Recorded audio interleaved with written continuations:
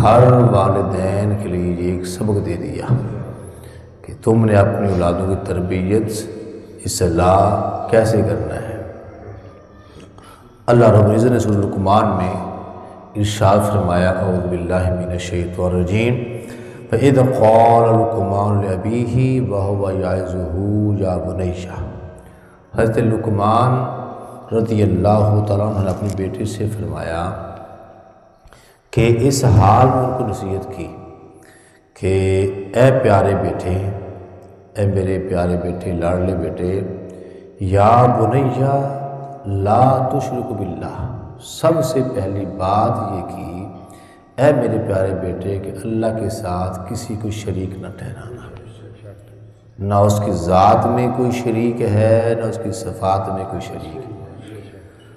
سب سے بڑی مخلوق بھی اس میں سب سے بڑی مخلوق سے لے کر ایک ذرے تک ہر چیز اسی بارگاہ کی سوالی ہے، ہر چیز اسی بارگاہ کی سوالی ہے اور وہی سب کو عطا فرماتا ہے۔ اور پھر آگے فرمایا کہ یہ شرک کتنا بڑا گناہ ہے، فرمایا ان الشرک لظلم عظیم، شرک بہت بڑا عظیم ظلم ہے، عظیم بہت بڑا گناہ ہے۔ کیا ہے؟ کہ جس نے اللہ رب العزت کی ذات کے ساتھ یا صفات میں کسی کو شریک ٹھہرایا، وہ کیا ہے؟ بہت بڑا گناہ ہے۔ ایک تھوڑی سی میں وضاحت کر دوں، جو اللہ کے انبیاء علیہ السلام جو اللہ کے ولی ہیں وہ اللہ کا غیر نہیں ہیں، وہ اللہ کے اپنے ہیں۔ کیا ہے؟ جو کچھ بھی ان کے پاس ہے وہ اللہ کی عطا سے ہے، یہ بات ذہن میں رکھنا، اس کو شرک نہیں کہا جاتا۔ اللہ کے مقابلے میں کھڑا کرنا، اللہ کے مقابلے میں لانا کسی کو، یہ شرک ہے۔ اللہ کا محتاج سمجھ کر جتنا مرضی اس کو عہدہ دے دے، اس میں ہو، وہ شرک نہیں ہے۔ کائنات میں اللہ کے بعد سب سے عظیم ہستی ہر لحاظ سے، طاقت کے لحاظ سے، اختیارات کے لحاظ سے، علم کے لحاظ سے، عطا کرنے کے لحاظ سے میرے اور آپ کے آقا کی ذات سے بڑی کوئی ذات نہیں ہے۔ یہ بات ذہن میں رکھیں، وہ ذات بھی، ذات مصطفیٰ بھی اللہ کی محتاج ہے، یہ ہمارا عقیدہ ہے۔ کچھ بندے توحید کی آڑ میں آ کر نا بہت بڑا گناہ کر جاتے ہیں، اللہ کے نبی کو بالکل نیچے لے آتے ہیں۔ کیا ہے؟ یہ بات ذہن میں رکھنا کہ اللہ کے ساتھ کوئی مقابلہ ہی نہیں کسی کا مخلوق میں، لیکن اللہ کی معرفت اور تمام چیزوں میں اللہ تبارک و تعالیٰ تک پہنچنا، یہ ذات مصطفیٰ کا ہر بندہ محتاج ہے، اس کے بغیر ممکن ہی نہیں ہے۔ اللہ کی معرفت بھی ممکن نہیں ہے، اللہ سے وحی لینا بھی ممکن نہیں ہے، اللہ کا تعارف اور اللہ کی پہچان بھی ممکن نہیں ہے اللہ کے رسول کے بغیر۔ یہ بات ذہن میں رکھیں۔ تو جو میں نے بات کی ہے وہ توحید کی بات کی ہے۔ کچھ لوگ توحید کی آڑ میں آ کر ذات مصطفیٰ کو پیچھے لے جاتے ہیں، وہ کہتے ہیں بس ضرورت ہی نہیں ہے، ضرورت ہی، یہ بہت بڑا کفر ہے۔ جب بندہ دار اسلام میں ہو کر تب یہ بات کہہ دیتا ہے کہ مجھے اللہ کے علاوہ کسی کی حاجت نہیں ہے، نہ قرآن کے ہوتے ہوئے کسی نبی کی حاجت نہیں ہے، حدیث کی حاجت نہیں ہے، بندہ بہت بڑے اگلے پرلے درجے کا مرتد اور گمراہ کافر ہے۔ یہ بات ذہن میں رکھیں، لیکن سارا کچھ کس سے ہے؟ اللہ کی عطا سے ہے۔ کیا ہے؟ ہاں جی، اس لیے اس سے انکار نہیں کرنا کہ اللہ کی توحید کی ہمیں آڑ کے یہ کوئی مکھی کا پر بھی نہیں بنا سکتا، اللہ کے بندے کچھ کر سکتے ہی نہیں ہیں۔ بھی میں اللہ کا بندہ ہی ہوں نا، آپ بھی اللہ کے بندے ہی، میں تو اپنے اب بچوں کو جوان کیا ہے، پالا ہے، پرورش کی ہے، میں نے کی ہے، کس نے کی ہے؟ آپ نے کی ہے نا اپنے بچوں کی پرورش، روز آپ ہی کما کے لاتے ہیں نا، میں کہتا ہوں، آپ نہیں کہتے، لیکن یہ ہے کہ میں اللہ کی عطا سے ہوں، اللہ نے مجھے اختیار دیا تھا، اللہ نے مجھے عقل دی تھی، اللہ نے مجھے شعور دیا تھا کہ اپنی اولاد کی پرورش کروں، روٹی کما کے ان کو کھلاؤں، یہ اللہ نے مجھے اختیار دیا تھا، اللہ کے اختیار کے بغیر میں کچھ بھی نہیں تھا۔ بات سمجھ آ گئی؟ ہاں جی۔ ایک انشاءاللہ کا موضوع ہے، اس میں کبھی گفتگو کریں گے انشاءاللہ۔ تو پہلی نصیحت کی کیا ہے یہ آپ نے یاد رکھنا، پہلی نصیحت آپ حضرت لقمان نے اپنے بیٹے سے کی، بیٹا اللہ کے ساتھ کسی شریک نہیں کرنا۔ دوسرا فرمایا، دوسرے نمبر پر فرمایا کہ یا بنی انہا ان تک مثقال حبۃ من خردل فتکن من صخرۃ او فی السماوات او فی الارض یأتی بہا اللہ، اے میرے بیٹے رائی کے دانے کے برابر بھی، کیا کوئی چیز پتھر میں ہو یا آسمانوں میں یا زمین میں ہو، اللہ تبارک و تعالیٰ ضرور اس کو ظاہر کرے گا۔ کیا کرے گا؟ ظاہر کرے گا۔ اگر وہ نیکی چھوٹی سی بھی نیکی ہے نا، اللہ اس کو کسی بندے کی نیکی کو ظاہر نہیں کرتا ہے، اور اگر وہ کوئی بدی ہے، ایسی چھوٹی بدی بھی ہے، اللہ اس کو بھی اس کا اظہار بھی کرے گا، وہ بھی ظاہر ہو جائے گا۔ اس لیے کبھی مت سمجھنا کہ میں یہ کر رہا ہوں، اس کو کیا پتہ ہے، وہ بڑی کریم ذات ہے، اگر اسے پردے ڈالے ہوئے ہیں نا تو وہ عظیم ذات ہے۔ مگر اب پچھلی امتیں گناہ کرتی تھی، لکھے جاتے تھے، ان کے گھروں کی باہر لکھے جاتے تھے، ان کی پیشانے میں لکھے جاتے تھے۔ یہ اللہ کا شکر ہے، پھر بھی کہوں گا یہ میرے آقا کا صدقہ ہے، یہ حضور ہی کی وجود مسعود کا صدقہ ہے، اللہ پاک اس محبوب کے صدقے سے ہمارے گناہ میں پردہ ڈالا ہوا ہے۔ تجھے نہیں پتہ میرے گناہ کیا ہے، مجھے نہیں پتہ تمہارے گناہ کیا ہے، اور پتہ ہو ہم کسی جینے دیں گے؟ ہم تو باہر ہی نکلنے دیں گے، اس کا خاص کرم ہے۔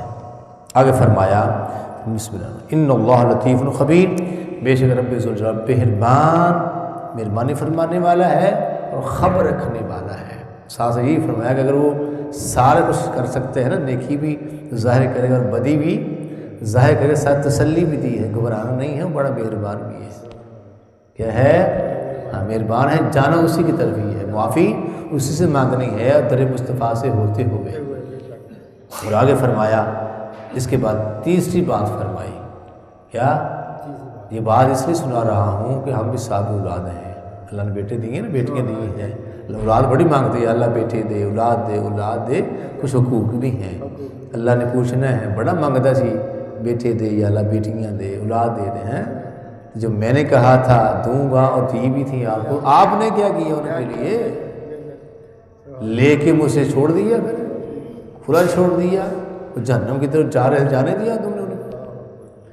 تیسری بات فرمائی کہ یا بنی اقیم الصلاۃ، اے میرے پیارے بیٹے نماز پڑھتے رہنا، نماز قائم کرنا، نماز نہ چھوڑنا، وَأَمُرْ بِالْمَعْرُوفِ، اور لوگوں کو اچھائی کا حکم دینا۔ نماز کے بعد تیسری چوتھی بات کیا فرمائی؟ پہلی بات کیا ہے؟ ہاں اللہ کا کسی کو شریک نہیں ٹھہرانا، اور دوسری بات کیا فرمائی؟ بھول گئے کہ اے میرے بیٹے رب کائنات جو نیکی کرے گا نا، مطلب نیکی کی ترغیب دی جا رہی ہے، پھر نیکی تیری ضائع نہیں جائے گی، کرنا اور برائی سے بچنا۔ دیکھو تو میری نصیحت و بات عمل نہیں کرے گا، یہ صرف اشارہ ہے جو میں کہہ رہا ہوں، اگر تو عمل کرے گا تو بڑی نیکی ہے، تیری نیکی ضائع نہیں جائے گی، اگر نہیں کرے گا تو یہ بدی ہے، برائی ہے، یہ بھی اللہ ظاہر کر کے رکھے گا۔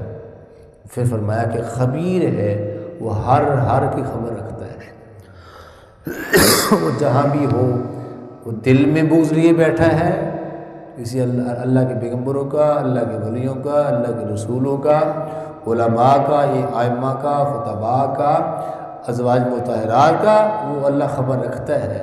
تو رکھ بغض دل میں، کر مخالفت، اور میں آنا ہی ہے نا، پوچھ لیں گے تمہیں میرے بندوں کے ساتھ مخالفت، سمجھا ہی نہیں تو میرے بندوں کو، اس کو میرا غیر کر دیا، وہ میرے غیر نہیں، وہ میرے اپنے ہیں۔ بات سمجھ آ گئی؟ آگے فرمایا ہے وَنَّهَا عَنِ الْمُنْكَرِ، یعنی چوتھی بات یہ فرمائی کہ برائی اچھائی کا حکم دینا ہے، اور پانچویں فرمائی کہ برائی سے روکنا بھی ہے۔ ہم اچھائی کی بات تو کرتے ہیں، کیا ہے؟ اچھائی کی بات کرتے ہمارے شاہ صاحب فرمایا کرتے تھے کہ نیکی کرنا کمال نہیں ہے۔ ہیں۔ کیا بات ہے، کیا بات ہے، کیا؟ نیکی کرنا کوئی نیکی کرنا کمال نہیں ہے، نیکی کر کے برائی سے رکنا کمال ہے۔ سبحان اللہ، کیا بات ہے، کیا ہے؟ برائی سے رکنا بڑی برائی سے رکنا کمال ہے۔ رزق ہم کما رہے ہیں، ہم کہتے ہیں رزق کمانا بھی عبادت ہے، کوئی شک نہیں عبادت ہے، یہ کون سا رزق؟ جس کی حلال کمانا عبادت ہے، ساتھ حرام کی میز نہ کر دیں بھی ہم ٹھیک ہے جی پیسے آنے چاہیے، لاکھ 1.5 لاکھ روپے ماہانہ تنخواہ ہے اور رشوت بھی لیے جا رہے ہیں، کہہ رہے میں تو حلال کمائی کما رہا ہوں۔ وہ تم نے حلال کمائی کو حرام میں تبدیل کر دیا ہے، کس نے؟ حکم تو اچھائی کا ہی تھا، تم نے ساتھ برائی سے خود بھی نہیں روکا بھی نہیں ہے، تو اپنی اچھائی میں برائی کی ملاوٹ کر کے اچھائی بھی خراب کر دی۔ بزرگ مثال دیتے ہیں نا، دودھ کی بالٹی پڑی ہو، کیا ہو؟ بالٹی بھری ہوئی ہو نا، تو ایک قطرہ پیشاب کا ڈال دے اس میں، ساری بالٹی خراب ہو جاتی ہے۔ سارا دن نیکی کرتے رہے، شام کو اس میں کوئی برائی ملا دی، وہ نیکی کو کھا گئی، کیا ہو گیا؟ اس لیے یہ فرمایا کہ بھلائی کا حکم دینا ہے، اچھائی کا حکم دینا ہے، کس کو؟ یہ بھی دیکھ لینا، اپنے گھر میں پہلے شروع کریں، بیٹے سے شروع کریں، بیٹی سے شروع کریں، بیوی سے شروع کریں، گھر سے شروع کریں، ان کو تبلیغ کریں، باہر نہ دیکھیں باہر کیا کر رہے ہیں۔ جب میں ٹھیک ہو جاؤں گا، آپ خود ٹھیک ہو جائے گا نا، آدھی گھنٹے خود ٹھیک ہو جائے گا۔ ہم کیا کرتے ہیں؟ آپ نہیں، ہم کیا ہے؟ ہم کہتے ہیں تو خراب ہوا، تیرے کیا غلطی ہے، تو یہ ہے، تو یہ ہے، تو یہ ہے۔ وہ اس کو کہتے کہتے ہم ساری بے شک برائی میں ڈوبے ہوئے ہو، ہمیں اپنا کچھ نظر ہے نہیں آتا۔ جب ہمیں اپنا نظر آ جائے گا نا تو کسی کی برائی بھی نظر نہیں آئے گی۔ مطلب کیا ہے کہ جب ہم خود ٹھیک ہوتے چلے جائیں گے تو باقی معاشرہ بھی ٹھیک ہوتا چلا جائے گا۔ پھر آگے فرمایا وَاصْبِرْ عَلَىٰ مَا أَصَابَكَ، یہ کرنے کے بعد کیونکہ اچھائی کرنے میں اور برائی روکنے میں بڑی مشکلات ہیں، کیا ہیں؟ اگر ہم گھر میں پوری فیملی سوئی ہوئی ہے، آپ اکیلے اٹھ کے نماز پڑھنے آ گئے ہیں، سوکھا کام ہے کہ میاں صاحب اب جا نعرہ کے تکبیر، نعرہ رسالت، نعرہ حیدری، نعرہ غوثیہ، نعرہ تحقیق، اہل سنت و جماعت، اہل سنت و جماعت ولیوں کا ہے فضان۔ پاکستان مطلب جب گھر میں جا کے ہم لوگ کریں گے، کھڑ کھڑ کریں گے، صلی بھاگ بٹا نمازی، ساڑھی نیند بھی خراب کر دیتی ہے آگے۔ یہ سارے نمازی ہوں پھر جیسے کوئی نہیں کہے گا نا، تو بعد یہ بھی مشکل کام ہی ہے، اٹھ کے آنا، اس پہ بھی صبر ہے، کیا ہے؟ صبر کا حکم یہ ہے وَاصْبِرْ عَلَىٰ مَا أَصَابَكَ۔ جب نیکی کرنے میں مشکل آ جائے، کوئی رکاوٹ آ جائے، کوئی تکلیف آ جائے، کوئی بندہ بات کر رہا ہے، بٹا نمازی آ گیا، تو سونے دیکھ سالوں نا، پڑھنے پڑھا اس سے بیٹھا رہا کر، ہو جاتا ہے نا بعض دفعہ، یہ مشکل ہے لیکن اس کو محسوس نہیں کرنا، اس پہ صبر کرنا ہے، کیا کرنا ہے؟ اور پھر برائی روکنے میں تو بہت زیادہ مشکلات آتی ہیں، کیا ہیں؟ بندہ برائی کر رہا ہے، کوئی اچھا کام نہیں کر رہا، اس کو روکنا سب سے بڑا مشکل کام ہے، کیا ہے؟ امام الانبیاء سے جب تبلیغ شروع فرمائی نا، تو اللہ کی وحدانیت کی تبلیغ فرمائی تو کافروں کو کوئی تکلیف نہیں تھی، تو ٹھیک ہے اللہ من رہی، تسی ایک منو اسے نہیں مان رہے، 360 ہوا اسی انہوں نے مننا ہوا، جیسے فرمایا نہیں، ایک ہے وہی اللہ، یہ باطل ہیں، یہ جھوٹے ہیں، تکلیف یہاں سے ہوئی، تکلیف ایک ماننے میں تکلیف ان کو نہیں ہوئی ہوگا، تو ہم نہیں مان تو مان لو، ایک تکلیف یہاں پہ ہوئی کہ جناب آپ ایک کو مانے نہیں کہ ہمارے جو بوتے ہیں باطل جھوٹے، ان کو برا تو نہ کہیں، کیا کہنا کیا ہے؟ ان کو برا نہ کہیں، ان کو باطل نہ کہیں، ان کو جھوٹا نہ کہیں، یہاں سے اختلاف ہو گیا۔ امام عالیہ مقام حضرت امام حسین اور یزید کا کیا اختلاف تھا؟ وہ کہتا تھا مسجد میں آپ رہیں، تبلیغ کریں، جماعت کروائیں، مرید بنائیں، ہمیں کوئی اختلاف نہیں ہے، لیکن اسمبلی میں دین کی بات نہیں ہونی چاہیے۔ امام عالیہ مقام نے فرمایا نہیں، دین تو پوری دنیا میں آیا ہے، تو دنیا کے لیے آیا ہے، مسجد میں بھی دین ہے، اسمبلی میں بھی دین ہے، کچہری میں بھی دین ہے، تھانے میں بھی دین ہے، بازاروں میں بھی دین ہے، گھروں میں بھی دین ہے، عورت پہ بھی دین ہے، مرد پہ بھی دین ہے، دین تو ہر جگہ ہے۔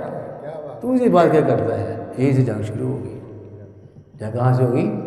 اگر یہ رہتا کہ ٹھیک ہے ہم اپنی نماز پڑھتے ہیں، تبلیغ کرتے، کوئی اختلاف نہیں تھا، کوئی اختلاف یہ کہتا ٹھیک ہے میں حکومت کرتا ہوں تم نمازیں پڑھو، ٹھیک ہے، اس اختلاف تھا؟ نہیں۔ اختلاف تبھی پڑتا ہے جب بندہ ایک اچھائی کر رہا ہے اور اچھائی کرنے والا کسی برے بندے کو یا برائی کرنے والے کو برائی سے روکتا ہے، وہاں سے ٹکراؤ ہو جاتا ہے۔ اس ٹکراؤ میں جو مشکلات آتی ہیں، جو پریشانیاں آتی ہیں، تکلیفیں آتی ہیں، اس پہ صبر کی تقریر بھی ساتھ کی ہے۔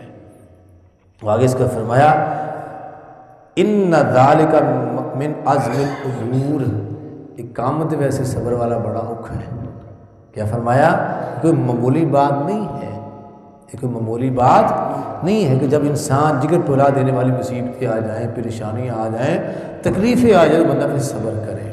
آگے فرمایا ولا تعسر خدرک للناس، فرمایا اپنے رخسار لوگوں کے لیے کبھی بھی کج نہ کرو۔ کیا ہے؟ یعنی ولا تعسر خدک للناس، اس کا مطلب کیا ہے؟ رخسار کج کرنے کا مطلب یہ ہوتا ہے کہ کسی سے گفتگو کرتے وقت، کیا؟ کسی گفتگو کرتے وقت کسی کو حقارت کی نگاہ سے نہ دیکھیں۔ کیا بات ہے، کیا بات ہے۔ اپنے آپ کو بڑا انداز ایسا بنانا، زبان سے نہیں کہہ رہا، زبان سے نہیں کہہ رہا، لیکن نظر اور انداز ایسا ہے کہ دیکھنے والا کہتا ہے یار مجھے کم سمجھ رہا ہے، اپنے آپ کو بڑا سمجھ رہا ہے۔ یہ نصیحت حضرت لقمان نے اپنے بیٹے سے فرمائی، کبھی کسی سے بات کرتے ہوئے اپنا حلیہ، اپنا چہرہ، اپنا موڈ ایسا نہ بنانا کہ میں بڑا ہوں، تو حقیر ہے، تو کم تر ہے۔ یہ بہت بڑا گناہ ہے۔ یہ کیا ہے؟ بہت بڑا گناہ ہے۔ اور آگے فرمایا ولا تمش فی الارض مرحا، اور زمین میں کبھی اکڑ کر نہ چلنا، زمین میں کبھی اکڑ کر عاجزی انکساری کے ساتھ اکڑ کر چلے گا تو زمین کے تم نے کچھ ختم کر دینی ہے، یا زمین کو دبا لے گا۔ آج تم زمین پہ ہے، کل تم زمین کے اندر بھی ہوگا۔ کیا ہے؟ اندر بھی ہوگا۔ آج اللہ پاک نے تمہیں توفیق دی ہے نا زمین کے اوپر چلنے پھرنے کی، تو اس چلنے میں اکڑ نہ آئے، غرور تکبر نہ آئے۔ ان اللہ لا یحب کل مختال فخور، بے شک رب ذوالجلال اتمنے والے جو ہیں، جو تکبر کرنے والے ہیں اور فخر کرنے والوں کو پسند نہیں کرتا، اللہ ان سے پیار نہیں کرتا، اللہ ان سے پیار نہیں کرتا۔ وقصد فی مشیک، اے میرے بیٹے درمیانی چال چلنا، ہلکے ہلکے قدم رکھنا، ٹکا ٹکا کے دھیان سے قدم رکھنا، کہیں زمین پہ بھی اکڑ کر زمین پہ پاؤں زور سے نہ مارنا، اتنی بڑی بات ہے۔ میں وقدد من صوتک، اور اپنی آواز کو پست رکھنا، باپ سے بات کرتے ہوئے، ماں سے بات کرتے ہوئے، بڑوں سے بات کرتے ہوئے، بزرگوں سے بات کرتے ہوئے، اللہ والوں سے بات کرتے ہوئے ان سے آواز سے بلند نہ ہو، ایسی آواز نہ نکالنا کہ تیری آواز سے وہ تکلیف محسوس کریں۔ کیا کریں؟ یہاں پہ بڑی بات ہے، یہ بڑی ایک عام یعنی بڑا جامع جملہ ہے کہ اپنی آواز کو پست رکھنا، یہ ہر ایک کے لیے ہے، ہر ایک کے لیے کہ اولاد کبھی ماں اور باپ کے ساتھ اونچا نہ بولے، شاگرد کبھی استاد کے ساتھ اونچا نہ بولے، بڑے آ رہے ہیں تو نیچے آپ رکھنا ہے، آواز کو پست رکھنا ہے، آہستہ آواز کرنی ہے۔ ان انکر الاصوات لصوت الحمیر، پھر فرمایا کہ جب اپنی آواز کو آہستہ رکھنا ہے، سلو رکھنا ہے، آواز کو بلند نہیں کرنا، اس لیے کہ آواز کی بعض دفعہ بلندی بھی بڑوں کے لیے تکلیف کا باعث بن جاتی ہے۔ کیا ہے؟ تکلیف کا باعث بنے گا، ان کا دل دکھے گا تو دل اللہ کسی کو پہنچاتا نہیں ہے۔ اس لیے یہ نصیحتیں حضرت لقمان نے اپنے بیٹوں کو فرمائی، اپنے قیامت تک کے لیے رب کائنات نے قرآن مجید کو درج فرما دیا، اور ہمارے یہ سبق دے دیا کہ قیامت تک کے لیے اپنے یہ تبلیغ اپنے دادوں کو بھی کرنی ہے۔ گزارش یہ ہے کہ اس سبق کو یاد رکھیں، اپنے گھر میں ضرور اپنے الفاظ میں یہ بات کریں، درس کا مطلب، تبلیغ کا مطلب یہی ہوتا ہے جو سنے خود بھی اس پہ غور و فکر کرے اور عمل کرے، اور جہاں آپ کا اثر و رسوخ ہے گھر میں بیوی کے ساتھ، بچوں کے ساتھ بھی اس کو شیئر کرے اور عمل کروانے کی کوشش کریں۔ اگر آپ کے نیچے کوئی ملازم ہے فیکٹریوں میں، دکانوں میں، ان سے شفقت کا ہاتھ رکھتے ہوئے ان کو بھی تبلیغ کریں۔